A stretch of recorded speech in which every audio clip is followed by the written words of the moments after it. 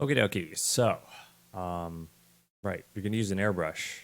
One thing I want to say for a lot of people who try to get into, they want to learn how to paint, they want to use an airbrush.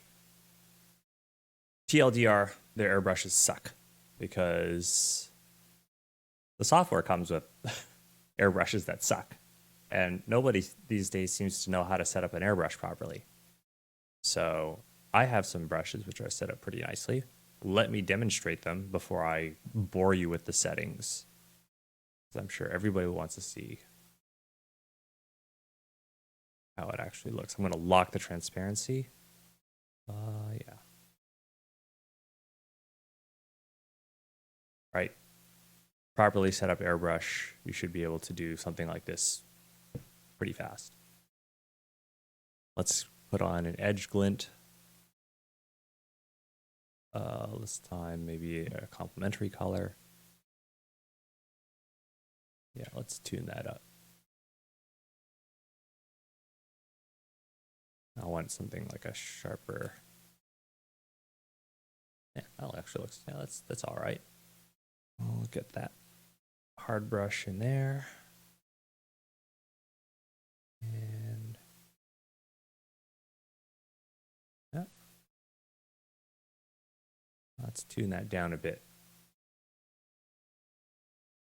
Oh yeah, just I don't want to be like at pure clipped. I'm trying to avoid clipped values for that little dot.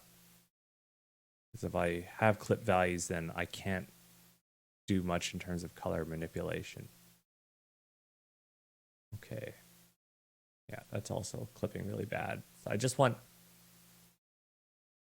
I don't want any of the RGB values to like hit 255. I don't want them to clip. When things begin to clip, that's when you have overexposure, and that's okay, but you want to be sparing. Otherwise, you have no wiggle room to muck around. And so, yeah, that little slight adjustment there kind of gives it a nice, almost like a chromatic aberration effect. Well, it's not chromatic aberration. It gives you a diffraction, kind of a diffraction feeling. Right. So this is what things look like when you've got good fucking airbrushes. Like you get shit done fast. All right, here let's throw in a bit of sky here. Oops. So for pretty much every beginner who's tried using airbrushes, if you haven't set up your brushes properly, you're working with a broken setup, yo. Okay. So I'm reflecting the sky now when I do this. Blow this thing up. And let me undo that, grab that as a history state, and then I'm going to paint this.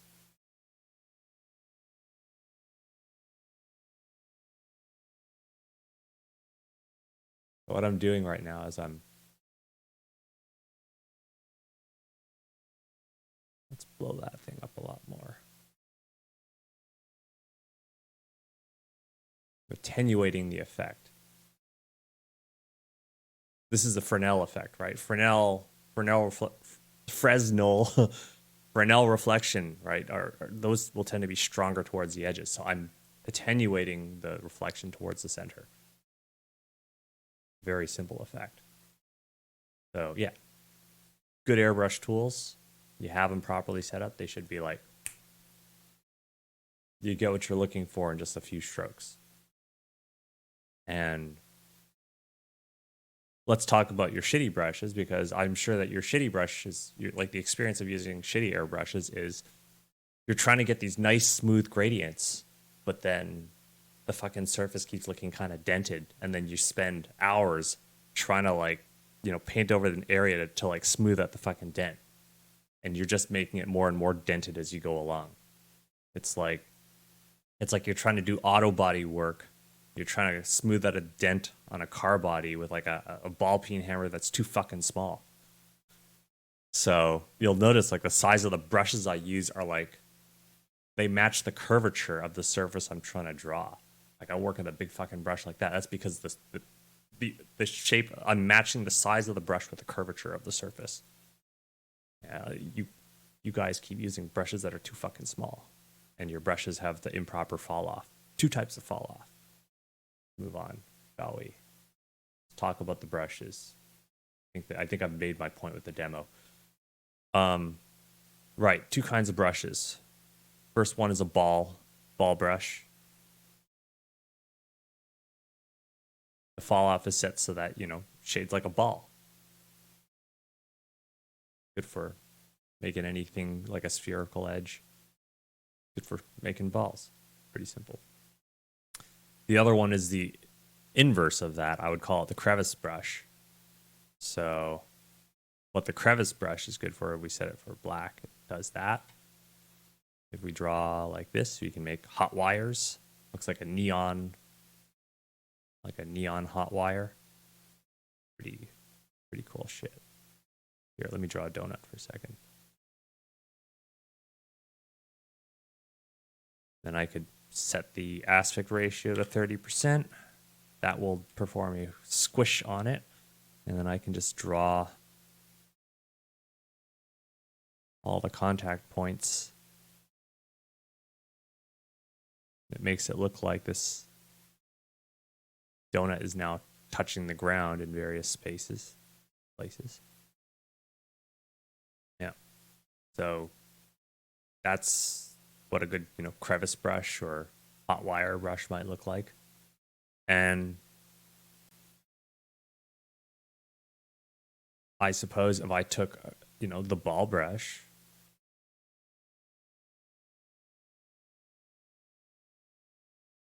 and then I erased away that ball brush and then I drew with the other, another instance of the ball brush, and then whoops, let's put that back, but let's use the history eraser. Whoops. I'm having to stare at the other monitor because my Cintiq doesn't have the greatest of color representation, so I use the gaming monitor for that. You use what you have available to you.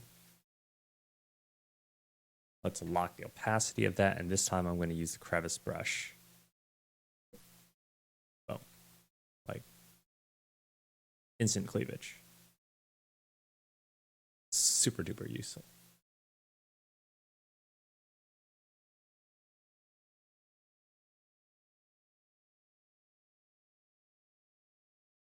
Then I can go in there with like a hard brush. Use this hard round.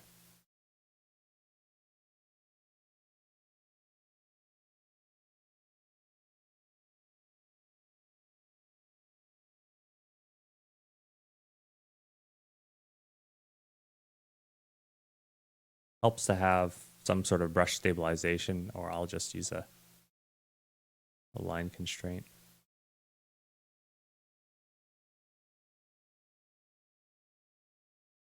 Okay, in case you happen to be a man of culture. Really good for getting that little shine in there.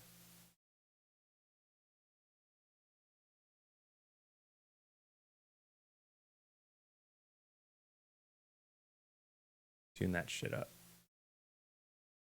Yeah.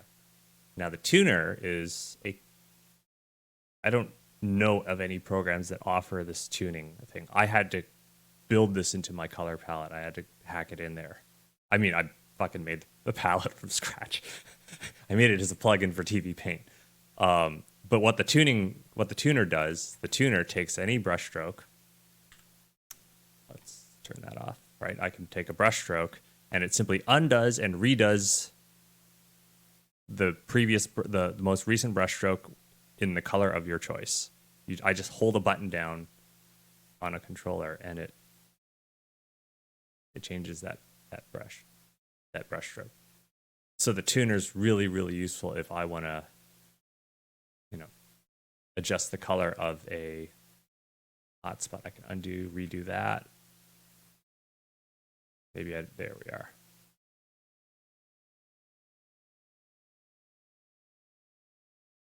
Okay. So, yeah, we've got the ball brush, crack brush, ball and crack. Keep coming up with different. I don't fucking know the official names of these brushes.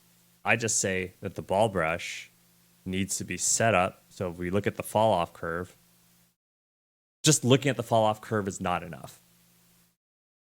You have to use the damn thing and see if you can get it to shade like a ball.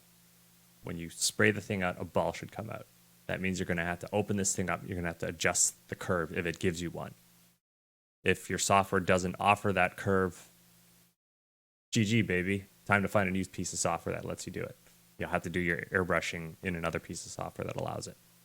So yeah, you're going to want something which can allow you to dynamically edit those profile curves. And then the crack brush. It is a very, very super tuned curve as well. Like super intense in the core, falls off fast. The characteristics I can talk about with this brush, I'm just going to tell you what it needs to do. I'm not going to have you, try and duplicate the curve. I'm going to explain exactly what it does. So this is the size of my brush, that little red circle, and I can dynamically adjust that.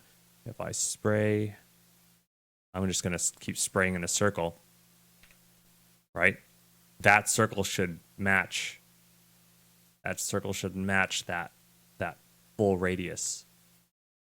A lot of times I've seen brushes that kind of do the crevice thing, but they don't properly match the radius. And the problem with that is that if you're trying to, like whenever I'm trying to paint this kind of stuff, right? One of the things I'm always doing is I'm setting up the radius to match the surface that I'm drawing. If that crevice brush can't,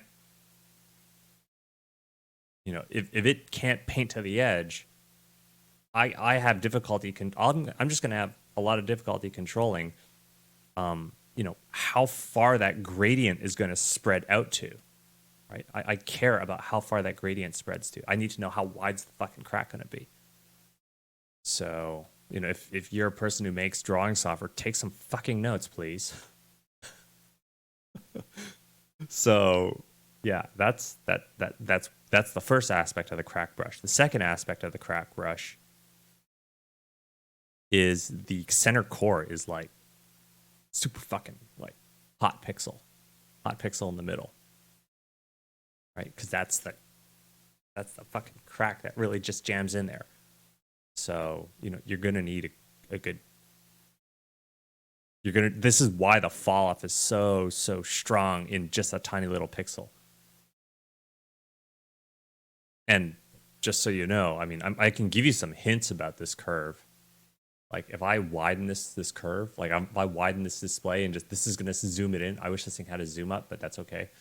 I'm just going to stretch this window. You're going to see, like it like I had to stretch out a little bit of extra space here just to make sure that pixel stays fat enough. Because if I shrink the brush down, right, and I'm always adjusting the size of my my airbrush. Oh God. Yeah. So yeah, if I shrink this brush down, I need that center pixel to stay hot. And then the other thing that helps is having some sort of smoothing. Because if you're trying to make those smooth surfaces, if your stylus input is wobbly, and I guarantee you that without any stabilization software like Lazy Nezumi or a hack driver, or some kind of built-in smoothing software, like, if it's part of your painting software, it's like it's going to be wobbly. Like if I don't have any smoothing whatsoever and I draw really, really, really slowly, like it's going to go wibbly wobbly, wibbly wobbly, wibbly wobbly, fucking wibbly wobbly. All right. This is a $600. Well, this was a $600 Cintiq at the time that I bought it. This was like 2006. Okay, so I mean, still, even with the $600 Cintiq, you're still going to get the fucking wibbly wobblies. You're going to need stabilization. And you're like, oh, well, just draw faster. Goodbye, control. if you try to draw faster, you lose control because it's hard to control when you're moving fast. And also, if you're using a piece of software where you have to dwell, meaning the longer you dwell in an area, the more it builds up. Sometimes you just need to have something which slows down the brush to increase the dwell time in an area, or you're going to have to increase the flow rate on your brush. Yeah. So, that I'd say just an enormous part of being able to use airbrushes has a lot to do with software setup and what the brush engine allows. Your brush engine's got to let you make a crevice brush, ball brush, hard round, that's not so bad. And then you're gonna need some smoothing. You're gonna need some smoothing, some masking, the ability to mask off brush strokes or at least history erase. And I'm forgetting one thing and I don't remember what the hell it was. Oh, right, tuning. Yeah. These software developers are gonna have to fucking, if you can make plugins or if you can make a macro which can perform tuning, yeah, tuning is going to be like a fucking godsend. It's going to really, really speed up your process because you're no longer working blind anymore. It lets you preview a color and tune the color until it's just right. Here, let's set the aspect ratio of this thing to 30. I'm going to work on an underlayer. It's like, boom, instant contact. Instant contact shadow here. Let's make that thing huge. Blah, blah, blah, blah, blah, blah. Right? Properly set up brushes. It's like, bam, you get that shit done in a few strokes. Shouldn't take you hours. It should take you minutes, seconds.